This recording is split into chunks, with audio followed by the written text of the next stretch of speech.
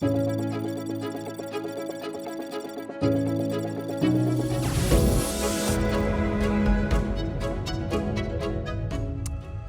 och hjärtligt välkomna till Investor Update. Idag med representanter för GRANGEX. GRANGEX släppte i morse sin slutgiltiga genomförbarhetsstudie eller Definitive Feasibility Study för Sydvaranger. Det är en rapport som kommer att presenteras av en trio under ledning av VD Christer Lindqvist. Då GRANGEX även vänder sig till en internationell publik kommer presentationen att fortsätta på engelska. Hello and welcome to GRANGEX and the Definitive Feasibility Study for Sydvaranger. As this is a recording, we will not be able to handle questions, live questions I should say, from the audience. If you have any, we will refer you to the company. So without further ado, Christer, nice to see you again.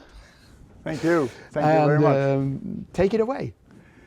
Yes, it's really a pleasure to be here today and present the feasibility study of Sydvaranger restart project.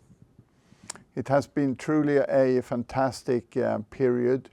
We have been working diligently now since actually the acquisition 15 months ago, and we have achieved something which is extraordinary. We started out with the optioneering study last year in the summer, which then led into a PEA study, which we presented in January this year. And now we are presenting the feasibility study for Sydvaranger, the definite one. This is a base for also the financing. This is not bankable because a bankable feasibility study is only bankable once the banks have accepted it. It's a DFS. And it shows very strong economical metrics for Sydvaranger. We have, which is extraordinary, improved the metrics from the PEA. We have a much higher net present value, $1.5 billion. An IRR which is a little bit less, but it's because we have brought some of the investments forward into earlier investments than in the PEA. But this is also to reduce the risk and control the project execution. It has been according to the Canadian mine standard NI 4101. And that means that it's actually the following the highest standards in our industry. It's done by the book, and it has been governed by SLR, who is the leading study manager for the project and the feasibility study, with support, of course, by other expert firms, all independent. The development has been done on time also, and that is not so normal actually. We've seen other feasibility studies and studies going on for ages, and time has not been of essence. In our case, it has been of essence, and we have been able to do it also according to the standards necessary to attract international interest.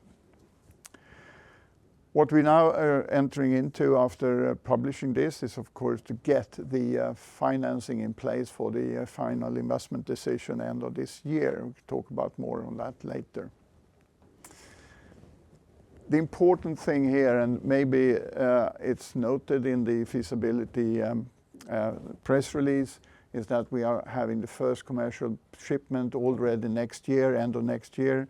That means basically that we will be cash flow positive on an operational level very early in the project. But this couldn't have been possible without having a team running this from GRANGEX also. I'm very proud to lead this team of engaged and skilled colleagues. we cover all aspects of mine developments, all the way up to bring it into operations. And in Sydvaranger, the possibilities to really bring this into operation in the way we now propose is also backed by the fact that we have a very, very engaged and knowledgeable team up in Kirkenes. So that mitigates also the risks in the project execution. So we cover everything from geology, mine developments, process development, and logistics and sales. We have the very good cover of ESG.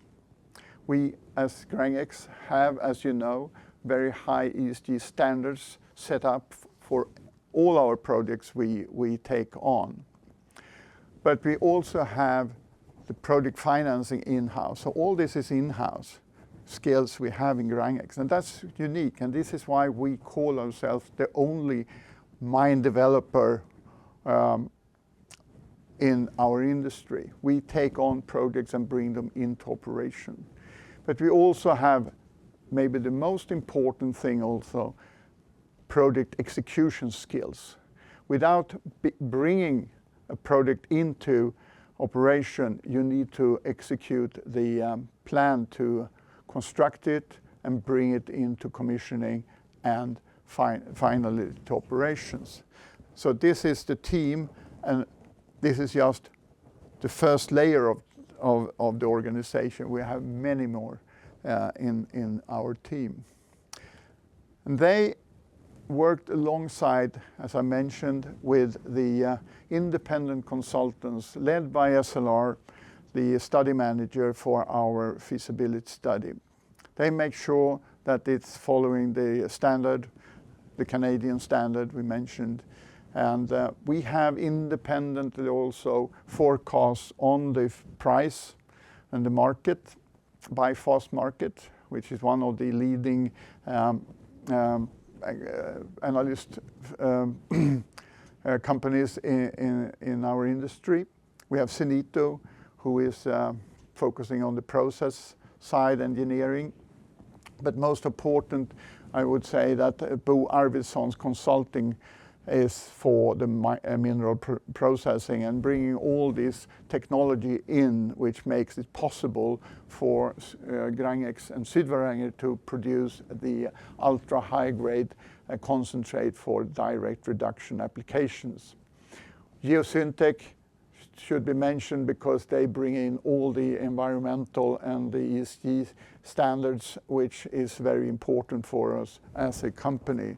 So these are the independent group of first-tier consultants which have been working and making sure that we have this feasibility study published today. So with that, I hand over to our project director, Srinivasa, please. Thank you. Okay, basically we are very pleased to confirm that DFS has been completed on time and within budget. So all this work has been in fully compliance with National Instrument 43101 Canadian Standard. This whole study has been managed by SLR Consulting, who are the top tier 1 consultants across the world basically, and they are the ones who worked with world-class consultants along with them, Zenito and Bo Arvidsson and the rest of the team. So you can see that basically the DFS has confirmed the techno-economic viability of the Sydvaranger project in comparison with PEA that we completed in January 2025. So there's been significant developments in the DFS. The pre-tax NPV is around 1.5 billion now, which is a significant jump compared to the PEA. Our phase 1 capital expenditure is 193.6 million, which I'll go into the details in the next slide. And then basically the mine life, which is again quite a significant jump from 19 years to 25 years now, almost 6 years of additional mine life. Concentrate produced, also a significant jump from 53.8 to 63.3 million tons, quite a significant jump. The life of mine operating cost, again, it's around $56.1 per concentrate. We'll go through the differences in the next slide. And the first shipment is November 2026. During the DFS, we also actually have developed a comprehensive risk register, which has basically identified any risks, and then basically we have evaluated those risks and developed the mitigation measures, which is also a significant step for the DFS. And we also identified that there are plenty of opportunities that we still can basically optimize this study during the implementation and execution of this project. So as I just mentioned, basically there has been a significant improvement in the technical and economic aspects since the completion of the PEA.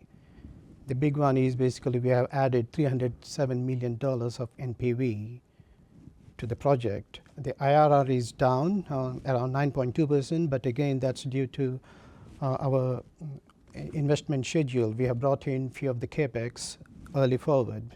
That helps in actually improving the project execution of the project. Phase 1 capital expenditure, it's around $193.6 million compared to $104.4 in the PEA. And this is actually driven by two factors. One is we have reallocated basically capital operating costs, which is around $48.3 million to capital expenditure. This is allocated as an operating cost in the PEA. That's one of the factors. And the other factor is accelerated investment schedule. So we had to bring a few of the investments in the early phase. Again, that's actually improves the project execution timeline. So that's the difference between the PEA and a DFS in the phase 1 expenditure. Mine life improvement is from 19 to 25. We added almost 6 years because of additional resource and additional concentrate. Life of mine operating costs, we had dropped almost $5.8 per ton of concentrate. Lots of optimization went into that, in reducing our operating cost in mining and processing. For shipment, we almost brought it by 3 months. So instead of January 2027, it will be now November 2026. So that means the project starts generating revenue right in year 2026 when we are starting this project.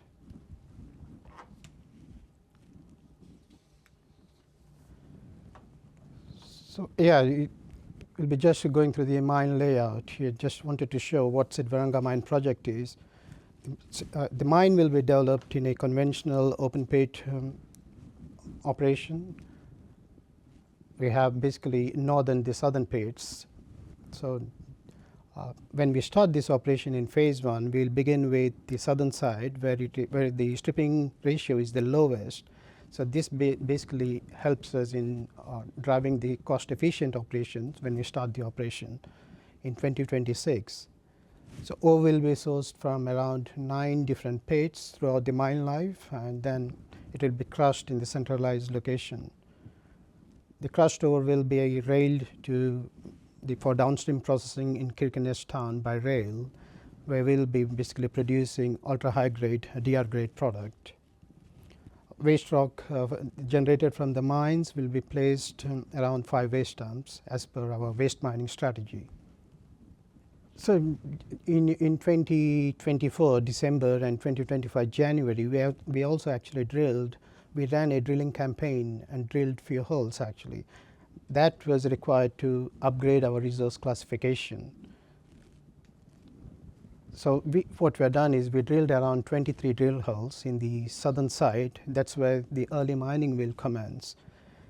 So that early drilling actually has helped us in remodeling our resource models and then upgrading our classification of the resource in the southern side. So the 2024-25 drilling actually that added a significant milestone by introducing measured resource in our southern pits, pit number 8 and pit number 7. That's where we'll be starting the pits. So that also actually enhances the confidence in our mine plan, because we have a measured resource now. There have been some other classification adjustments. Basically, inferred's been upgraded to indicated, and indicated also is downgraded to inferred with due to lack of enough support. We also, during DFS, we also did some relogging and reassaying of historical drill holes, which actually helped us. It's a QA/QC process, so that's the reason there is enough reliability on the database. Drill hole databases, which is again a big thing from the QA/QC perspective. Our mineral reserves. So in 2025, when we completed the PEA, we didn't report any reserves. It was the total pit inventory at that time. So we had around 139.3 million tons of reserves. But in this DFS, we are actually reporting our reserves with improvement in our proven reserve because of change in measured resource. So there is a significant jump now. Almost 21.9 million tons of reserves that's been added compared to the PEA inventory, which has resulted in around 9.5 million tons of additional concentrate. So that's a significant milestone for the project. So yes, as we are discussing, basically we will be starting this operation from the southern side of the project. So we expect that there will be some harder ore. So what we had to do is, in order to maintain our capacities, high throughputs, we had to basically upgrade the mill. So what's happening in the mill upgrade is we are replacing our hydrocyclones with ultrafine screens, which actually reduces the circulating load and improves the mill throughput by almost 17% in processing capacity. So this helps us in actually maintaining a concentrate of around 2 to 2.5 million tons of concentrate in phase 1 itself. So that's one upgrade. And then the other thing, the biggest thing in phase 1 is basically we will be able to produce a DR grade concentrate product. That's thanks to the silica reduction technology, which we'll be installing in the downstream process. So these two big things are happening in phase 1, apart from asset integrity, which is the refurbishment of all our infrastructure and mining fleet, starting from pit to the port. Those are the main developments in phase 1.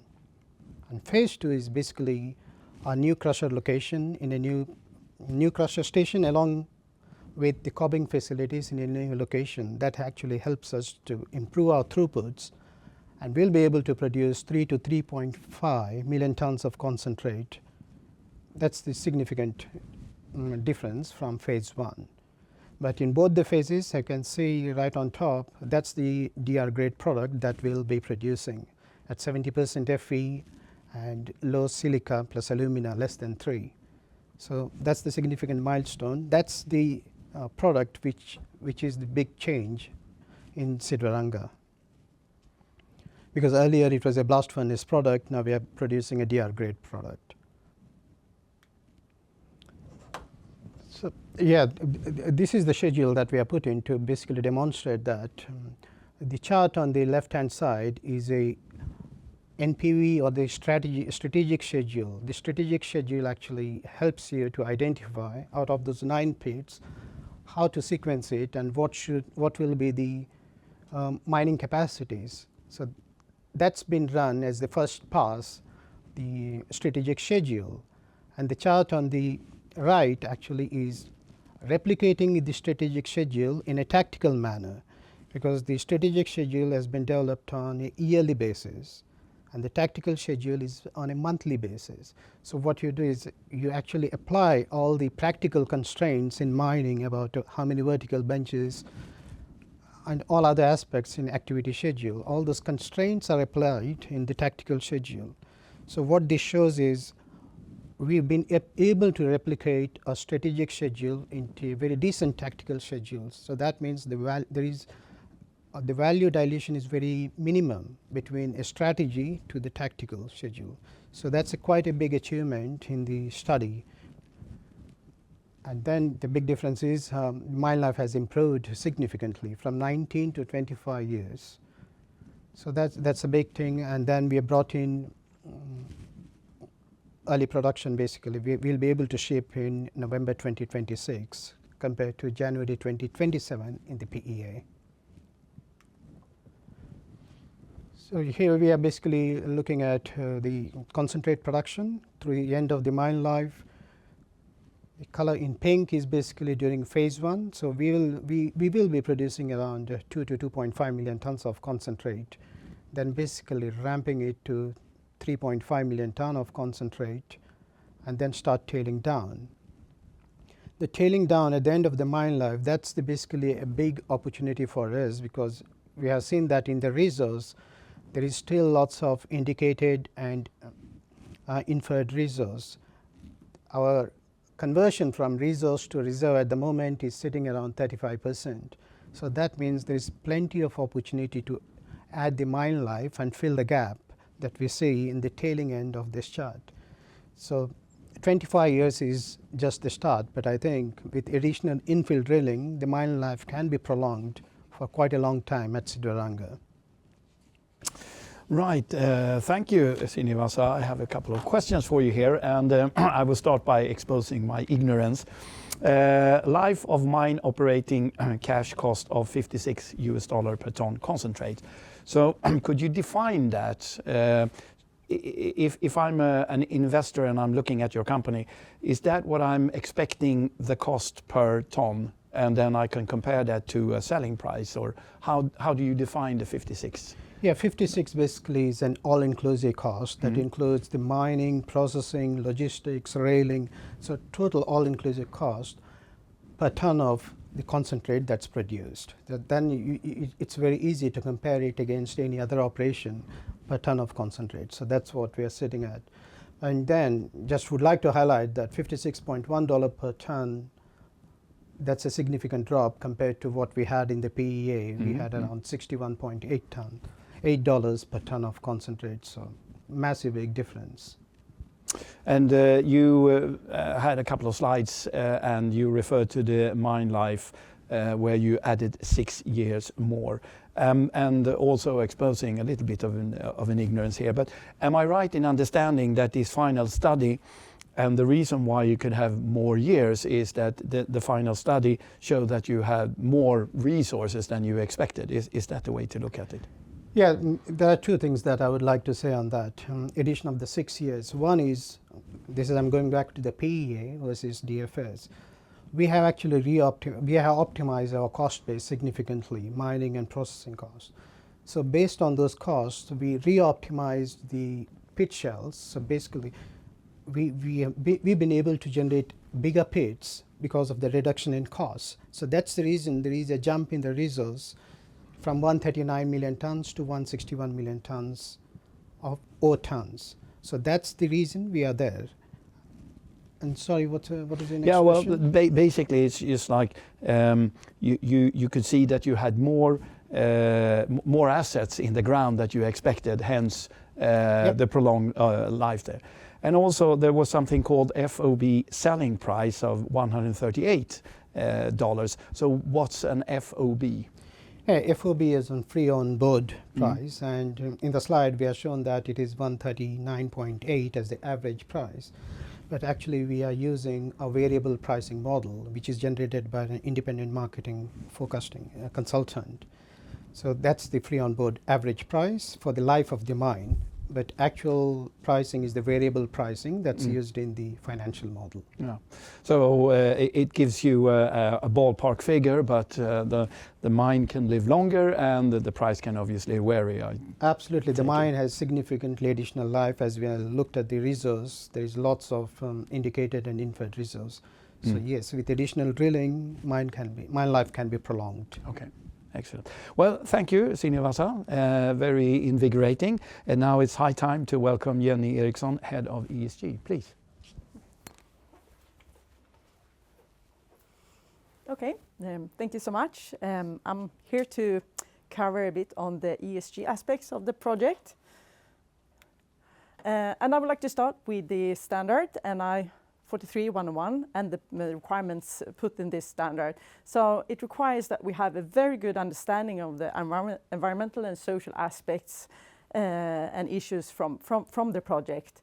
And also on the permitting status of the project, and also that we have a clear closure plan for the project. So it's important that we have a thorough review, and that is presented in the actual feasibility study.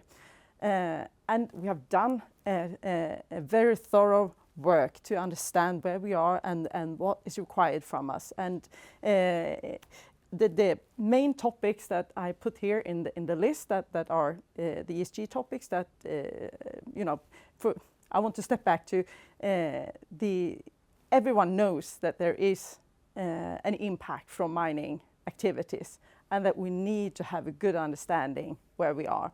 And we have identified these topics as the most important ones to cover. And water, of course, we have water surrounding the mine. We are at the close to the sea, and so we need to understand the situation where we are. And waste, of course, there will be waste generated, and we have done lots of work to understand the characterization of this, and of course the management of it. Biology aspects, we are taking a land piece, we're using that, and we need to understand what impact that has. And areas, noise, vibration, air quality, of course, comes with mining. And climate risks. What risks do we have on our project from climate aspects? And also what impact do we have from the project when it comes to climate? Then social aspects, equally important. It's very important that we have a good stakeholder engagement, and especially with the local community. And we are in a place in the world where we have Samis acting in the area, and we have reindeer herding close to the mine. So important with covering and have a good understanding of this area. And of course, as mentioned, mine closure. So on the next slide, I have summarized the most important highlights from the project. And I want to start with mentioning that we have all the permits in place for the restart in 2026. And that includes the overall environmental permit and also the mining permit. We have, through the parts of the project, we have done a review of all the studies done. There has been many studies done during the years. The mine is over 100 years old, and there is a very good understanding of the environmental and social aspects of the mine. We have done a good review of all these studies and identified gaps in this one. What are we lacking? And during the year, we have done a number of complementary baseline studies. Some have been completed and some are ongoing. As you know, when you are working in the environmental area, we have seasonal variations, and therefore we have not been able to complete all the studies due to the season that we want to have the full coverage. So those are ongoing and will be completed through the fall. And all these studies that has been done previously before, and the studies we are doing as part of this feasibility study, all of that will go into an environmental and social impact assessment, a so-called ESG. And despite that we actually have an environmental permit in place, there has never been an ESG completed for the project. And to GRANGEX as a company, as I think Christer mentioned that in the beginning of this presentation, that ESG is very important to the company, that we actually do the right thing here. And therefore we have decided that we are completing this ESG, and that serves as a basis for the future work with the project. I also want to mention about the stakeholder engagement. To have an ongoing engagement is very important, and we have very good relations in the local community and also the wider stakeholder groups. So that is an ongoing work, and that will continue as transparency and good relations will be vital for the project's success. And lastly, I want not on the list here, but just want to mention that all the work we are doing right now, that's the beginning of the journey, of course, and all of that work will serve as a basis for the environmental health and safety management system that we will review thoroughly and ensure that we have a good, solid way of handling that. And additionally, we hold the sustainability flag high, as we mentioned, we have mentioned, and Christer has mentioned. And with that, we have ongoing sustainability projects, for example, with the tailings management. We know that is very important, and therefore we have decided that we are going to look for alternatives to see how that can be handled. I think that was all I wanted to cover for you today. Yeah. Thank you, Jenny. Interesting, and I'll have a couple of questions, but I make one reflection here, and that is, you were saying that you had, or GRANGEX rather, had all the permits in place, and I refer to that will be permits by the local and the national authorities. Yes. And also in this 4301 study, you came out with flying colors. So basically, you have your seal of approval here. Yes. Okay. And you refer to the ESG complementary baseline studies and the ESHA. Yes. Yeah, did I get that right? Thank you. And that is to be completed in Q4 2025. Yes. And we're soon heading towards Q4. So, with the fact that you have all the permits in place and you have this 4301, what can we expect from the complementary baseline here? Yeah. Well, we will complete to cover all the gaps, and some studies that has been done previously they're a few years old, so we wanted to update those and then consolidate all of this, since it has never been done. Mm-hmm. You know, bits and pieces here and there, lots of information, but no one has ever consolidated into a total environmental impact and social impact assessment. And we think that is, vital to have a good plan how to actually take care of impacts that comes from the mining. As I mentioned, we will have an impact, but we will do this in the best possible way. And the ESHA will tell us how to do that. And it's very important that we complete that before we start the actual execution of the project. That can guide it. It will guide us in the right direction. So basically what you're saying here is that the complementary baseline here will be an investment in the future production, because then you will know more than you will know now. Yes. So no sleepless. That's the correct understanding, yeah. So no but sleepless nights. We do know a lot. I want to emphasize we have a very good understanding, but to consolidate this is important, and normally that is a base for a permit. But since we already have the permit, it wasn't completed. So therefore we have decided that we actually have to do it. Right. Well, thank you so much, Jenny, and I think it's high time to welcome back Christer for some questions and hopefully some invigorated answers. Welcome back. Thank you. Right, so let's summarize this. Why is this definitive feasibility study such an important step for GRANGEX? Yeah, well, I mean, it shows that it's a viable project now. We can prove that. It's independently underwritten by our independent study managers. It forms the base now for the next step, which is the project financing. And the project financing requires this to be independent, so that our potential lenders and investors can rely on it for the investment decisions. It will also be our base for starting to optimize the financial structure and how we will actually take this forward. So now we have that. We have the financial model, which is now something we can work on together with our stakeholders, the financial stakeholders. It's also important for our relationship with Anglo American to show that this is a viable project, and I think, and I hope they are happy too. So, because basically what one can do if one has followed GRANGEX is that so far, when it comes to Sydvaranger at least, you had delivered on what you have more or less forecasted, and at sometimes ahead of time.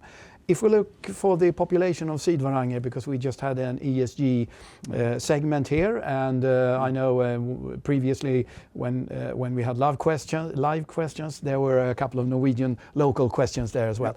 How important is this for the population of Sydvaranger? I think this is very good news and we are very proud to be delivering this good news for the region, for Finnmark, and in particular then Kirkenes and the municipality of Sydvaranger, that we will be able to bring this into operation now, and it's a robust project with good economics. We are not up for expecting any support from the government in grants and things like that, but it is also something which provides a reliance on the future for our friends in Kirkenes. This is an economical motor which has been waiting to start, and now we can show that this is definitely possible to start now.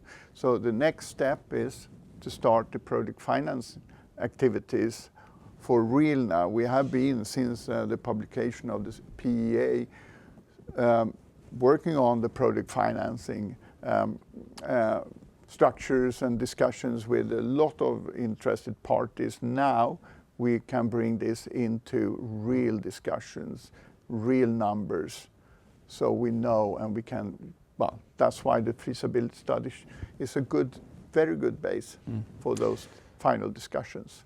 And that will be a segue coming from what this would be for Sydvaranger, because you in this study had increased the first Capex, so to speak, and also lower the IRR here.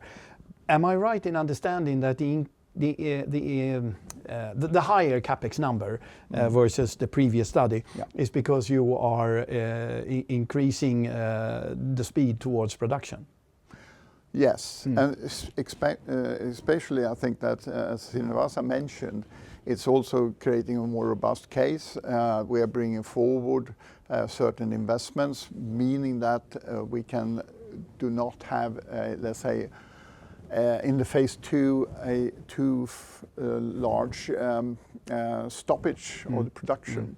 So we are minimizing that as much as possible, and therefore we're bringing those investments forward, and also, of course, bringing the operations into to full speed.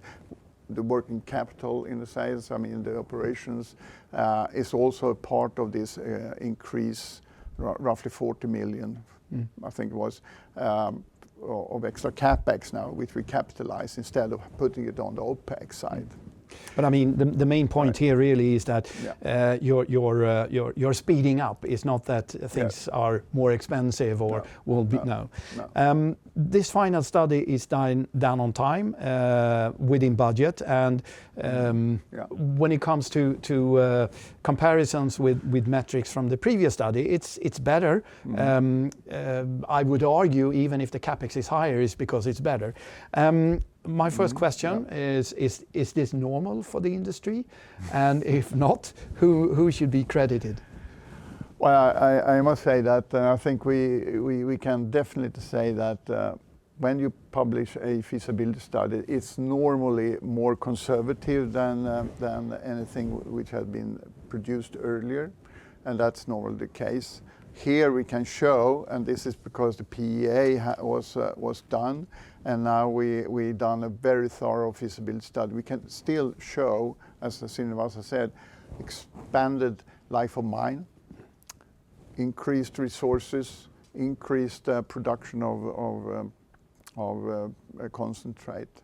That is only possible by the team I showed earlier. The diligent work, input, so on. So it is a very good cooperation with the independent consultants also to bring this into the result we now have. And I can also add I mean, the increase in production and the prolonged life of mine means that we go from earlier roughly $7 billion of revenues, which is on the offtake, to 8.7 billion. So that's an incredible, let's say, development really, which we now can present. And so with that in hand and an offtake which we have with our partner, Anglo-American, that is a very good basis for the next step. And that gives me to my next question here. This has been an extremely busy 9 months for you, or even 18 months if you'd like to look at that. What shall we be looking forward now? Surely you can't keep up the pace here, or can you? Yeah, well, I mean, we have an FID, or the investment decision should be done in December. We start now the procurement, the final stage of procurements with the selected pre-qualified suppliers and contractors, and we are also doing the detailed designs also for starting the construction work on site once we have the funds in available. So that's what we're going to see, what we can also report going forward the next few months before we have the FID. I think it's a close, tight schedule, but as we know already is well designed in the feasibility study, it's just to carry on actually. And the financing, which is the maybe the most critical part now, right? That is already, let's say, lined up. We have all parties lined up. It's just that we should then optimize the structure, and but that we have to come back on how that will look like. But it's a fantastic and robust case we have. But no rest for the wicked. No, definitely not. So Christer and Jenny and Srinivasa, it's been very interesting and an absolute pleasure. So I thank you all, and we will thank all of you watching, and see you next time. Thank you.